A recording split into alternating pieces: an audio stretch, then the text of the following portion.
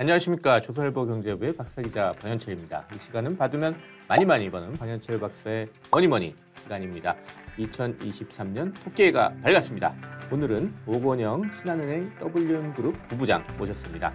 안녕하세요. 네, 안녕하십니까. 네, 새해 복 많이 받으세요. 네, 새해 복 많이 받으십시오. 예, 오건영 부부장 뭐 따로 소개를 안 해드려도 워낙 유명하시잖아요. 아유, 별 말씀입니다. 가장 경제를 쉽게 설명해준 남자 이렇게 소개를 드리면 되겠습니다. 오늘 해볼 얘기는 2023년 미국 긴축 속도 조절 어디로 가나 이 얘기를 해보겠습니다. 2022년에는 미국 긴축이 상당한 화두였어요. 근데 2023년에도 역시 계속 화두가 될 것 같은데 일단 미 연준이 12월 FOMC 하면서 빅스텝으로 이제 속도를 줄이기 시작했습니다. 네네. 인상 속도를.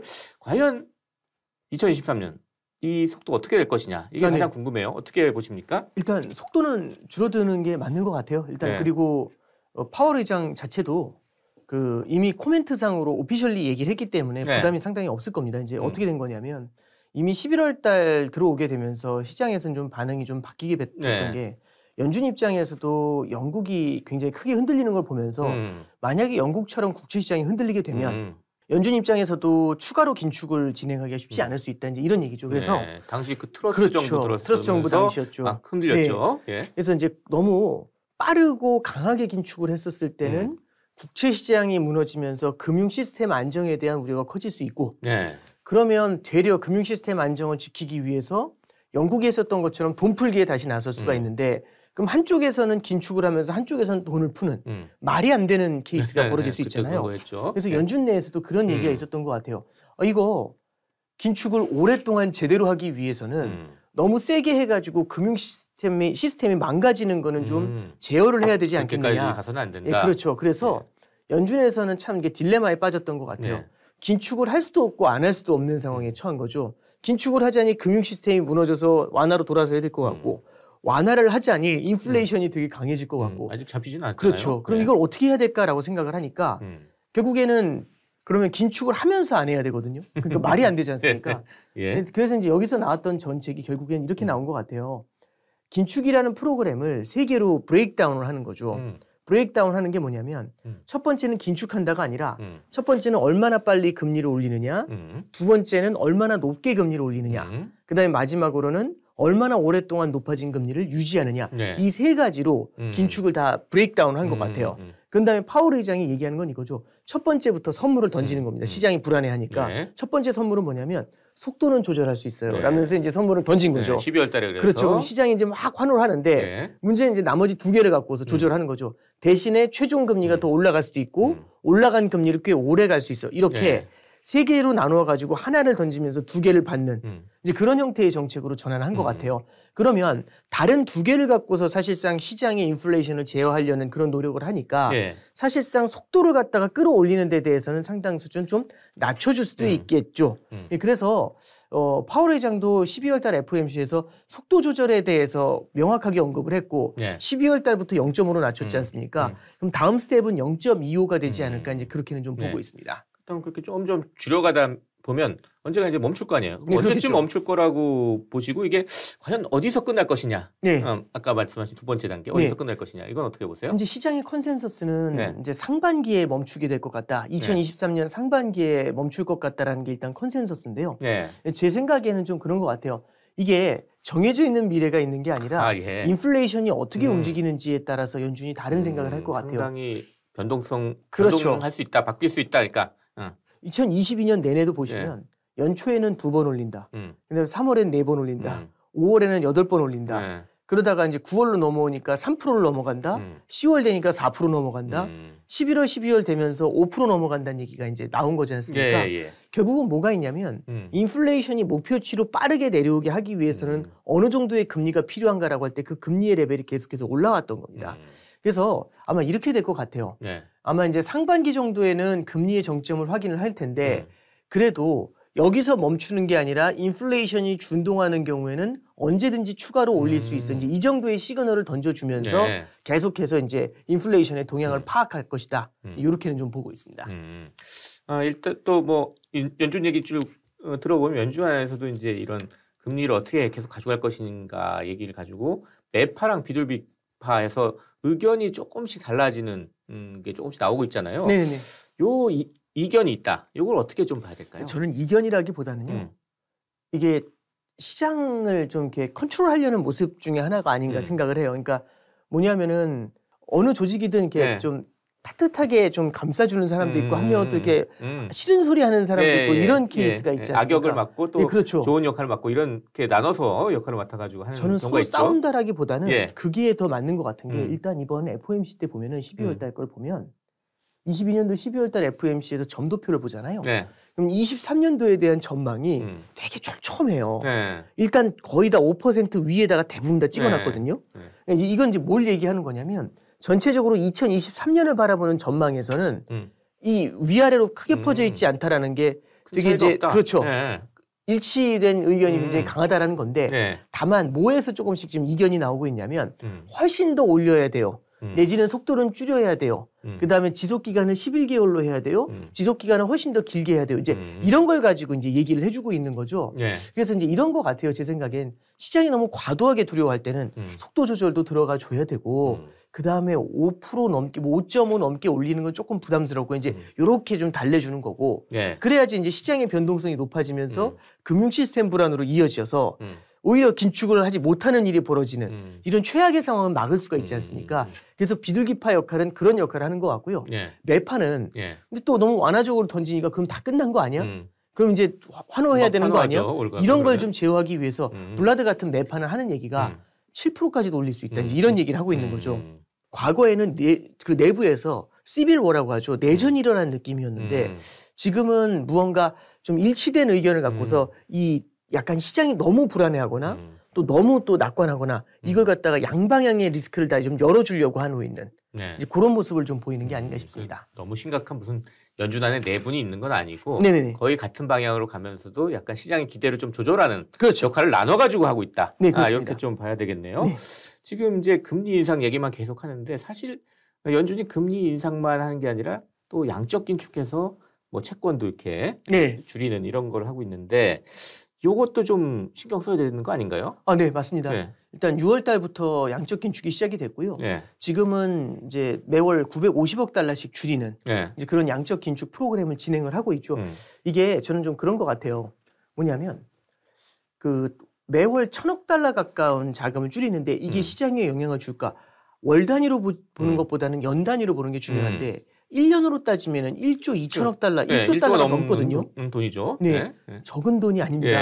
근데 이제 이런 거죠. 그럼 이 정도가 어느 정도 충격을 줄까라고 보면 권투 선수가 잽을 맞으면 쓰러질까? 이 질문하고 저는 되게 비슷하다고 생각을 하는데 1라운드에서 시작 맞아서는 안 쓰러질 것 같아요. 처음에 한 방 맞는 거는 크게 흔들리진 않는데 문제는 이제 13라운드입니다. 서 있기가 힘들고 앞이 안 보이는 거죠.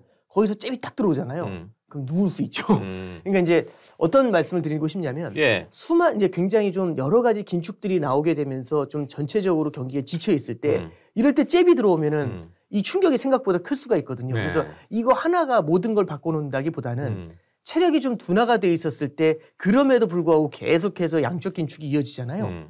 그럼 이런 것들은 시장에는 조금 부담이 될 겁니다. 지금 아직 미국의 소비는 탄탄하죠. 탄탄할 때는 양적 긴축이 안 보이거든요. 이 잽을 맞아도 아예 앞으로 가 이럴 얘기가 안 나오는 그렇죠. 것 같아요. 근데 만약에 뭐 많은 분들이 그 얘기를 하지 않습니까? 2023년에는 실물 경기 둔화가 찾아오고 경기 침체가 올 텐데 실업도 늘어날 거다. 뭐 그렇죠. 경기 침체가 왔을 때 양적 긴축이 계속 일어나고 있으면 생각보다 이게 다가오는 충격이 클 수가 있겠죠. 그래서 이거를 그냥 양적 긴축이라는 하나의 이벤트로 바라볼 게 아니라 어떤 상황에서 양적 긴축을 맞이하느냐. 내년엔 시간이 가면 갈수록 경기가 둔화될 때 양적 긴축을 맞이하면 지금 느끼는 것보다는 부담이 조금 더 커질 수 있다. 이렇게 해석할 수 있을 것 같습니다. 월가에서는 또 연준 푸시라고 자꾸 얘기하는데 그러니까 연준이 시장을 지원하는 정책이 언젠가 나올 거다. 그렇게 다들 기대하고 있어요. 월가에서는. 이게 이제 사실 금리 인상 중단 정도는 아니고 금리 인하를 뜻하는 것 같아요. 연준에서 얘기하는 건. 이 금리 인하 시점은 언제쯤 가능할까요? 저는 이제 이것도 약간 상대적인 것 같아요. 왜 그러냐면 선생님이 아이를 혼내고 있다고 한번 가정해 보죠. 근데 아이를 혼내는데 아이가 너무 오래 많이 혼나봐가지고 대충 이 선생님의 패턴을 아는 거예요. 그래서 어떠냐면 선생님이 클라이막스로 막 소리를 지르면 딱 그 이후에 3분 후에 끝나거든요. 혼나는 게. 그래서 이걸 너무 많이 본 거예요. 그러면 선생님이 막 혼내는 겁니다. 그래서 클라이막스가 됐어요. 그랬더니 아이가 게임이 끝날 거라는 걸 안 거잖아요. 이 게임이 끝나면 가서 게임하고 놀 수 있거든요. 너무 재밌거든요. 이 혼나고 나는 게 끝나면. 그랬더니 막 혼내고 있는 클라이막스에서 웃고 있는 거예요. 그럼 선생님이 과연 끝낼 수가 있을까라는 거죠. 선생님이 원하는 거. 정해져 있는 미래가 있는 게 아니라 이쪽에서 통렬한 반성을 했었을 때 물러나게 될 거지 않습니까? 이제 무슨 말씀을 드리고 싶냐면 연준 입장에서는 시장이 조금은 좀 주춤해지는 걸 바라보고 싶을 것 같아요. 기세가 좀 눌리면서 이게 인플레이션 압력을 갖다가 완화시키는데 영향을 줄 정도로 시장이 좀 주춤한 모습을 보고 싶을 것 같은데 시장은 연준이 이제 거의 끝날 것 같다고 하니까 되게 환호를 하면서 너무 강해요. 이러면 더 때려야죠. 그러니까 이제 울면 때리는 걸 그칠 텐데 이쪽에서는 그만 때릴 줄 알고 계속 웃고 있죠. 그럼 울지 않으니까 계속 때리게 되지 않습니까? 그래서 이제 연준이 바라보는 거하고 시장이 바라보는 게 사실상 동상이몽과 같은 케이스라고 바라보고 있고요. 만약에 이제 시장이 연준의 피벗을 기대하면서 계속해서 너무나 강한 모습을 이어가게 되면 연준 입장에서는 피벗으로 전환하기가 쉽지가 않을 것 같아요. 그래서 이게 과거하고 좀 다른 게 너무 오랫동안 피벗을 봐왔기 때문에 시장이 이제 피벗 나오네? 피벗 나오네 하면서 너무 즐거워하니까 너무 어려운 상황에서 너무 즐거워하니까 이게 연준 입장에서는 참 어려운 딜레마에 빠지는 그런 상황이 되는 거 아닌가 그렇게 좀 생각합니다. 긴축으로 생기는 이제 침체 가능성 이걸 한번 점검을 해보죠. 긴축으로 인해서 이제 미 연준은 이제 일단 어쨌거나 연착륙이 가능하다고 계속 얘기는 하고 있어요. 근데 시장에서는 경착륙이나 뭐 스태그플레이션 뭐 이런 것까지 올 수 있다라고 봅니다. 어떻게 좀 봐야 될까요? 저는 이제 이 연착륙이 될 것이다라고 하는 논거가 뭔지를 보면 미국 사람들의 저축이 많아요. 지금 한 1.5조 달러 정도 쟁여놓은 게 있거든요. 역대급으로 많습니다. 그러면 저축이 많다는 건 어려울 때 잡아 쓸 돈이 있다는 얘기잖아요. 그리고 미국의 고용이 탄탄해요. 경기가 안 좋더라도 그래도 달마다 벌어들이는 수입이 있으면 그 침체라는 게 생각보다는 좀 약하게 지나갈 수 있지 않습니까? 그러니까 겨울이 찾아온 건 맞는데 옷이라든지 난방 돌릴 건 있다는 얘기죠. 아무것도 없는 것보다는 아무래도 그 침체의 충격이 덜할 수가 있지 않습니까? 그렇겠죠. 그러면 이제 여기까지만 딱 보면 연착륙 맞네 이렇게 생각할 수가 있는데 이 저축이라는 걸 어떻게 쓰느냐에 따라 좀 다른 것 같아요. 뭐냐면 예를 들어 이런 겁니다. 저축이 있어요. 근데 지난 10여 년 동안 보니까 저축이라는 건 쟁여놓을 필요가 없어요. 그냥 앞에서 써버리면 지난번처럼 과거처럼 열심히 쓰면 미국 사람들 계속 소비를 많이 했죠. 그래서 모자라면 더 줘요. 그럼 저축을 해놓을 필요가 없지 않습니까? 그러면 어떻게 되냐면 이 저축을 허물어가지고 물가가 올랐음에도 불구하고 경기가 둔화되고 있음에도 불구하고 저축을 허물어가지고 소비를 계속해요. 그럼 어떤 일이 벌어지냐면 우리가 믿고 있는 연준이 믿고 있는 저축은 빠르게 줄어드는데 인플레이션이 안 줄어드는 거죠. 계속 버티면서 소비가 일어나니까. 그러면 저축이 훅 줄어드는 상황에서 인플레이션이 계속 강하지 않습니까? 그럼 연준은 긴축을 돌릴 수가 없어요. 스태그플레이션 얘기네요. 그러니까. 그럼 나중에 저축이 확 사라지잖아요. 그럼 성장은 없죠. 그런데 물가는 높아져 있지 않습니까?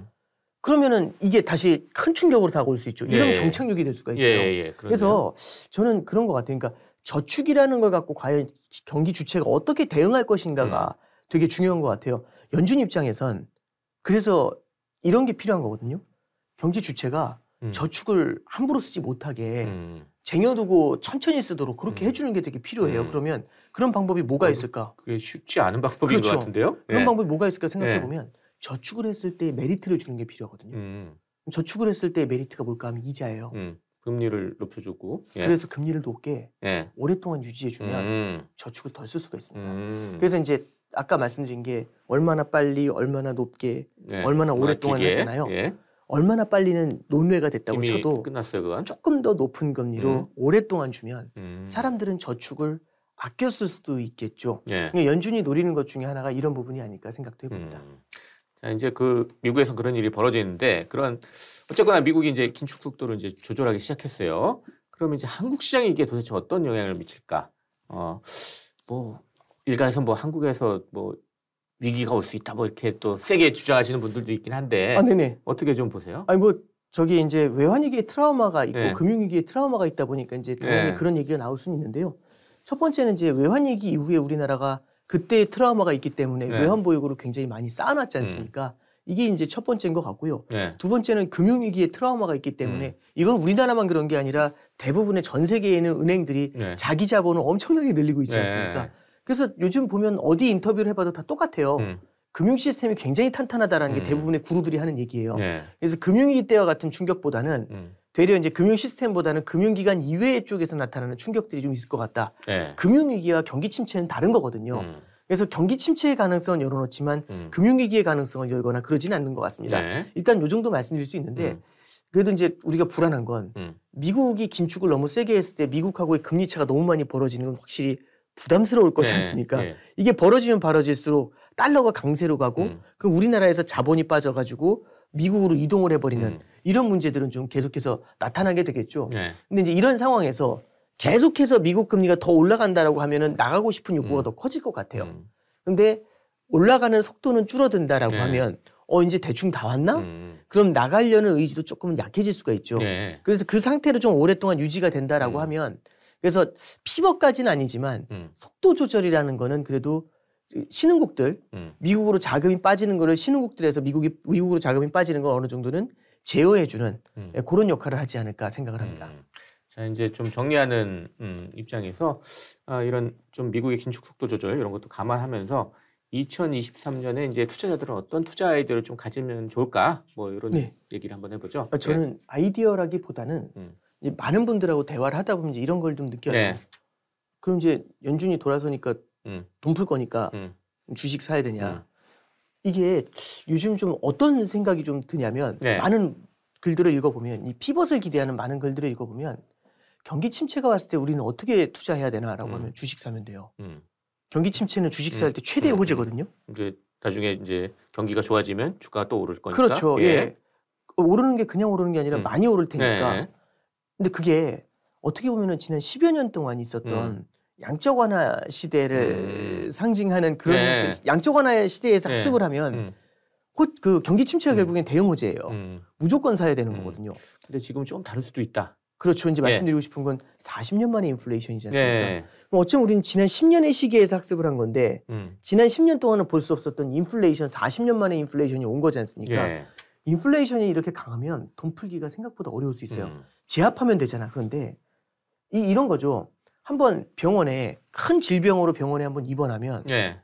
그 질병이 두려울 수밖에 없겠죠. 치료가 되더라도 퇴원하더라도 맞아요. 재발할 수 있으니까 조심하세요. 네, 이 얘기를 하잖아요. 그럼 아무래도 움직일 때 좀 더 조심. 옛날처럼 못 움직이지 않을까요? 네. 예를 들어 허리가 아파가지고 병원에 수술을 한 다음에 퇴원했다. 옛날처럼 허리 못 돌리겠죠. 그렇죠. 그거 아무래도. 똑같은 것처럼 네.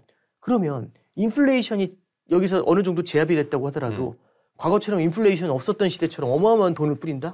이거 생각보다 쉽지 않을 수 있거든요. 네. 예, 그래서 과거의 패턴이 지금도 계속해서 반복될 것이다. 이런 것들보다는 리스크 관리 차원에서 자산을 좀 여러 개 깔고 가는 포트폴리오 분산 투자가 지금은 더욱더 중요한 때가 아닌가 그렇게 생각합니다. 분산이 키워드다. 네, 그렇습니다. 이렇게 네. 좀 이해를 하고 가겠습니다.